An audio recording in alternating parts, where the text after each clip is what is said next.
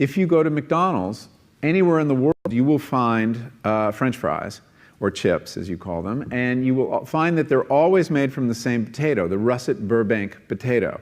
This is a potato from America that's unusually long and difficult to grow, but that's what they want, because when you're McDonald's, you like those red boxes with a little bouquet of very long chips. It looks really good. And so they insist that all their potatoes be Russet Burbanks, and they further insist that they have no blemishes at all. There's a very common defect of Russet Burbank potatoes called net necrosis. And you've seen potatoes with a little brown line sometimes, or spots that come through it. Well, McDonald's won't buy them if your potatoes have that.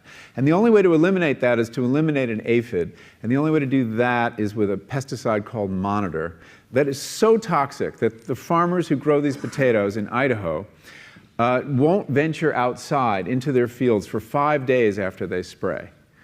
And then when they harvest their potatoes, they have to put them in these atmosphere-controlled sheds the size of a football stadium because they're not edible for 6 weeks. They have to off-gas all the chemicals in them. So you see, the desire for a certain kind of chip leads to a certain kind of agriculture. But the other thing on the health side, when I started learning about nutrition, about which, by the way, much less is known than you might think, that the scientific understanding of nutrition is still very primitive. But I learned that what mattered most about one's health was not necessarily the nutrients, good or bad, that you were consuming or staying away from, or even the calorie counts. But what predicted a healthy diet more than anything else is the fact that it was being cooked by a human being and not a corporation. Corporations cook very differently than people do. They use vast amounts of salt, fat, and sugar, much more than you would ever use in your own cooking. And the reason they do that is those are 3 incredibly attractive and incredibly cheap ingredients.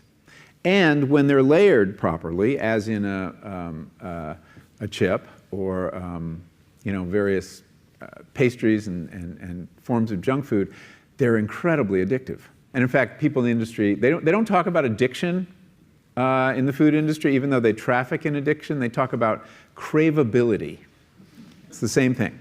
And snackability is another term they use, which is a lovely word.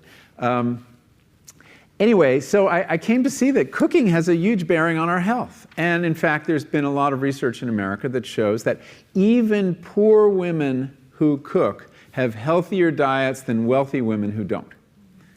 So you see, the usual class bias in the quality of diet is overtaken by this fact, this key fact. Who's cooking your food?